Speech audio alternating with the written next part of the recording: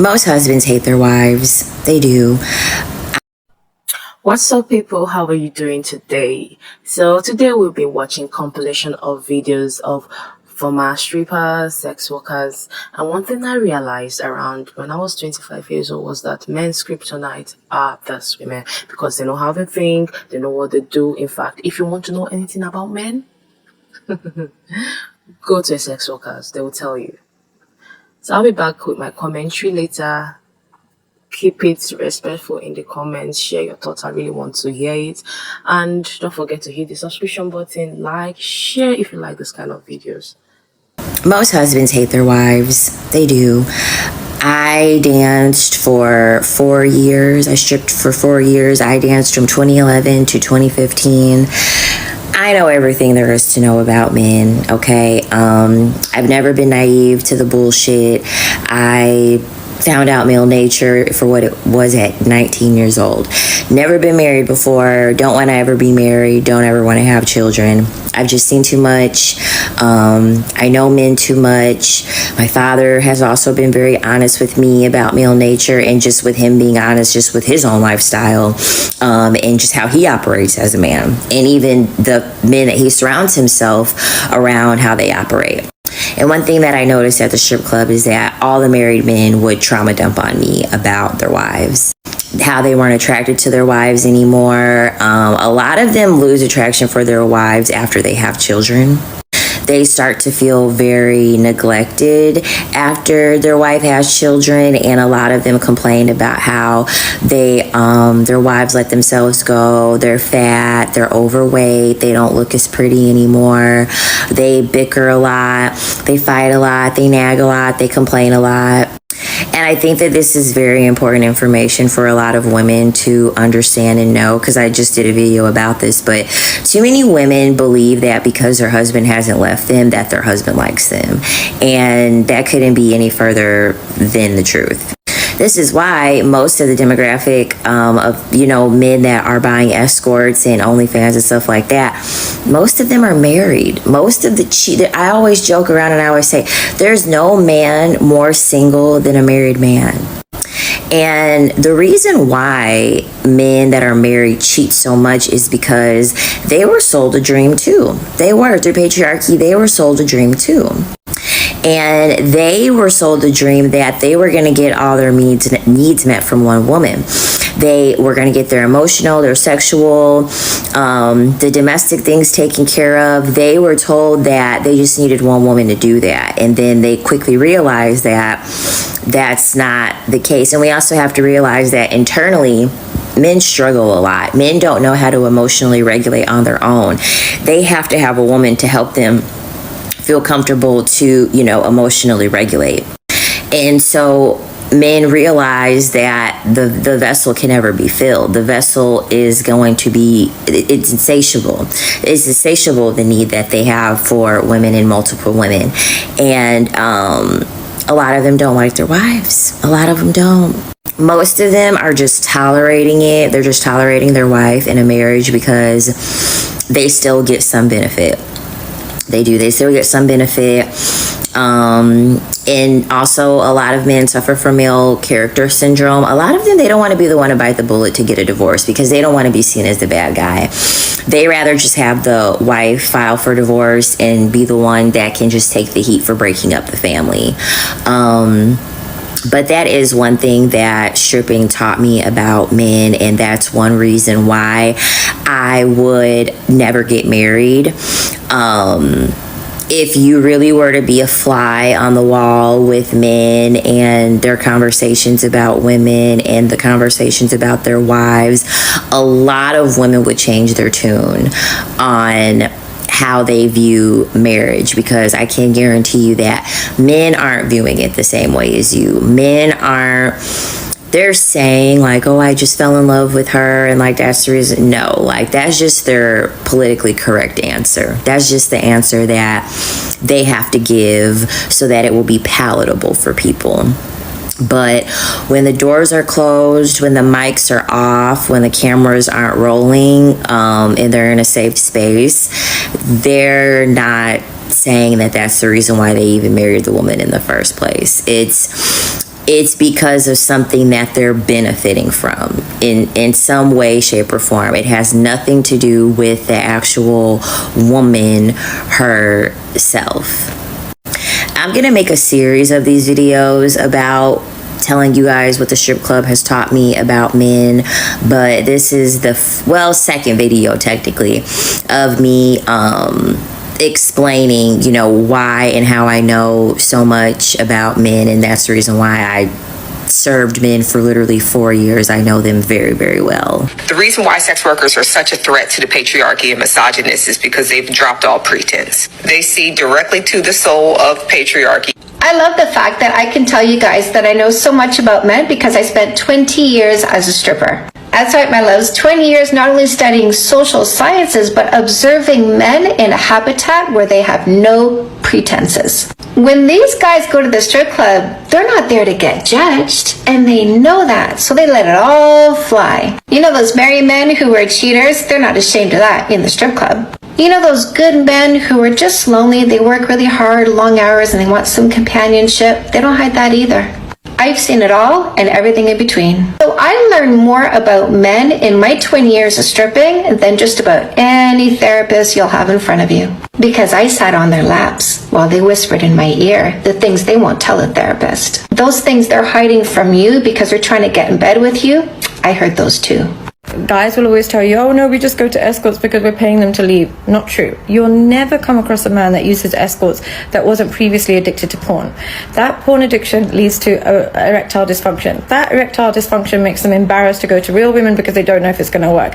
To avoid the embarrassment, they go straight to escorts because escorts are not going to judge you, and they're also paid for their time, so you don't care that you're letting them down. Ta-da! Just because you decided to go into sex work does not mean that you should ever be a victim of domestic violence, abuse, or even being unalived. There was one woman who I worked with at the club, and there was a hotel next door, and she was unalived by one of the clients that she went home with in the hotel next door.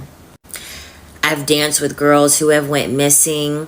I've danced with girls who were in very, very abusive relationships with men, having to give their money to men at the end of the night when they're done working, not having access to their own vehicle, having children by men and their child being put in very compromising and very unsafe situations, so that way the woman has to leave work and she has to miss out on money, so that way, you know, that way she can take care of her children. The predatory nature of men was just very, very apparent in the strip club. Thankfully, nothing happened to me. Thankfully, I never put myself in any of those predicaments, but this is why it's just so imperative for women to just understand the predatory and the dark nature of men, because they're looking for someone weak. They're looking for a good target. They're looking for a good victim. And when you are putting yourselves in predicament where, you know, you have to financially rely on a man, you're codependent, you're mentally unstable, you know, things like that, you're a very good victim for a man to abuse you and to, you know, potentially even may unalive you. And so I understand that this talk is like very, very serious, but this is why I make the content that I make, because I don't want women to lose their life. I don't want women to jeopardize their career, jeopardize their livelihood, you know, throw away their own life because they didn't understand, they weren't equipped with the information, you know, that they needed. Understanding that men are dangerous people is important. Masculinity is directly tied to danger. The only emotion that most men understand is anger, and it's going to be anger taken out on other people. They don't know how to emotionally regulate. They don't. They only know how to act out in anger by some type of physical means. And because you're smaller and because you're more vulnerable, they're going to take it out on you. And if they don't take it out on you, they're going to take it out on their children. There's a lot of women that are in marriages and that are in, long-term committed relationships that they're getting abused and they don't even realize it. They don't even understand the psychological warfare that they're undergoing because a man is doing it. They don't even realize it. And by the time they do realize it, it's too late. They can't put the pieces of the puzzle back together. They're isolated. They have no friends. They have no family. They're far away. They don't have anyone. And then they have children too, which is trapping them and making it even more difficult for them. So yeah, in short, me just understanding and seeing the dangerous nature of men, it taught me to be very, very protective of myself when it comes to, dealing with men. Don't go over to their house, if you haven't, had a long vetting process with them outside of an intimate environment. Don't give vulnerable locations. Do not tell them where you work at. Do not tell them your whereabouts. Personally, I don't even give, if I'm dating, I don't give them my social media. I don't even give them my social media. You have to understand that you have to stay very guarded when it comes to men. And I understand the love, the light, the openness, the vulnerability. Yes, I get that. But they have to earn that. That has to be something that is earned. Because if you just give it to them and they haven't earned it, they're going to abuse it. They're going to abuse the power that you give them by leading them with love. Because they don't understand that language of love. They don't. What I learned from being a slut in my 20s. The more that you hook up with guys, the less your faith that there are good men out there becomes. And you become a self-fulfilling prophecy by hooking up with guys who don't have good intentions or who just want you for your body. You begin to believe that that's what you deserve and that's all that is out there. More than that, you kind of become addicted to hookup culture for validation. Let me tell you something. When I stopped hooking up with guys, I found myself. I built up a foundation of self-worth and confidence that no man in the world could give me, except for maybe my dog. Yes, it is lonely to be single and not be touched, especially in this super touch-deprived culture, add COVID on top of that. But you know what's lonelier is hooking up with someone and never knowing where you stand. You're welcome. I was a dominatrix for over 10 years before I met my husband. One of the things that made it so dangerous to be a dominatrix, especially at the time that I started, was it's like you're exposed to the rawest form of whoever that man is. Let me break it down. When a man paid me to have a session, I was getting the rawest, most honest form of whoever that man was that was coming through that door. And that could be either a really amazing thing or it could be a very, very bad thing. This is something that a lot of women who have shared past with me or are currently dominatrices deal with. A lot of safety issues because we are being exposed to men in their rawest form without the mask they wear for their churches, without the mask they wear for their communities, their families, their friends, etc., etc. There were some men that were so lonely and felt so alone that they would pay me just so we can talk to each other for an hour. And then there were the other ones. The ones who felt so powerless in society that they came to women like me to pay me to treat me horribly, to make me indulge in some kind of weird thing that they were into, that in many ways dehumanized me. There were some men that came to see me that just wanted to talk, wanted to just feel vulnerable with someone, because a lot of times society doesn't give men the space to be themselves on an emotional level. And so some men literally just came to me to talk. to be vulnerable, to play music and talk about the music. It was so weird. But I saw that side of men and I felt sad for them. I felt, it's so sad that you don't have this, that you don't have people to talk to about music or to color with you or whatever it is that you want to do and just feel human. So that was one side. The other side was men that were horrible people. They are the gutter of society. They are some of the worst people, some of the most abusive people. And they came to women like me to kind of exercise their right to be a horrible person, because they know that if I go to the cops, right, and I say I was violated in some kind of way by this guy and I'm a dominatrix, we're not going to be taken seriously, especially not when I started again. So it was a thing of being exposed to all these different forms of men, being exposed to this range of men, and then also knowing that I'm seeing the truth about who this person really is, right? Because I'm alone in a room with them. They could hurt me. They could not hurt me. Like, they can give me a hard time. They cannot give me a hard time. But, you learn a lot about people as the type of woman that I am or was, right? Because you see exactly who they are, unfortunately. So in a lot of my previous videos, I talk a lot about giving to men, receiving from men. Why am I talking about men? Oh my God, right? And the reason is because being a dominatrix and then being a wife, right, really changed the way I see men.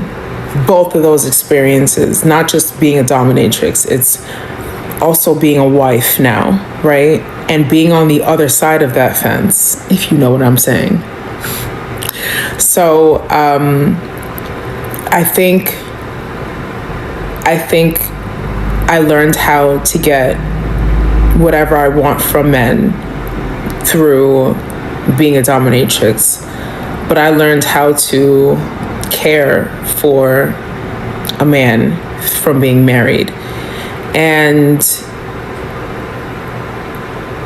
I think, yes, there are some horrible people, as I was exposed to, and I'm very open about that, and I will continue to be open about that. There are some horrible men out there, but I've seen so many misunderstood men, and I feel like those are the men that I want some of you ladies to find, right? Like, find the men that are good, because they are out there, but I need you to stop looking in the usual places that we look, because I'm telling you from experience, like, a lot of those politicians, a lot of those celebrities, a lot of those people that all the women chase, they're not the best people. And one day I am going to talk about my experiences with some of that stuff, but please trust me on this. Some of the high earning men, the high value men, the men that are that you always see in the news, the politicians, just, I need you to understand that a lot of them behind closed doors are not the best people. And I'm gonna leave that one right there. I want to start steering women and giving women advice about how to find those other men, the ones that are literally just misunderstood and maybe a little weird, or they may be a little, I don't know, spicy or whatever it is. They're just generally just misunderstood men. And I need women out there to know that those are the men, believe it or not, those nerdy guys, those those guys that you may think that they're bad just because, right? Those are the men, they're out there. They are good people, because I was exposed to a lot of these people and they are good people. And so I want to make videos for the girls that want to get married one day, that want the fairy tale ending, because people told me for years I wouldn't get it, right? Like, you're a dominatrix, nobody's gonna marry you. I heard that for years. And I just want to say, like, I just knew what kind of man to look for because of my experiences. I knew, like, there are some dominatrices that, like, literally they are exposed to all of this stuff just like I was, and even they don't get it. So, like, I'm not saying this is a universal language we all understand. What I'm trying to say is, like, I've been exposed enough to men in a way that made me know what man to look for if I was looking for them. And that's why I have my submissives. That's why I have my husband. That's why I'm really good friends with so many men. And that's why I'm able to help so many women find the right man. I want women to understand that they have options in this world, and every man is not meant to be matched with anyone. Some of them are not deserving of the attention or energy of any woman. And instead of focusing on the man that hurt you, or the men that hurt you, right, and are not good people and this and that, which I acknowledge, they are out there, yes. There's no excuses for their existence, to be quite frank, right? But, like, we need to stop blaming all men because a couple of men are bad people. Find the good men. I want to show you how to do that. That is all. Cheers. Well, you've heard it all, right? One thing this lady said that is common and universal among them is that men are inherently selfish. They are. And as women, we need to be careful being a tool of patriarchy by shaming these women, because whether you like it or not, who benefits from all this fight of who is the better woman? Oh, I was picked. Girl, nobody was picked at the end of the day, right? You were picked because you were serving a purpose. And yeah, love is love is a scam, and is used as a tool of patriarchy by men. Like, don't get it wrong. There are genuine love out there, right? Like, sometimes you might be lucky to find it. It's out there. But I'm saying, in the masses at which it was sold, and the definition we have been sold about love in general was a lie. It's just a tool to get women to be naive and give most of themselves to men, right?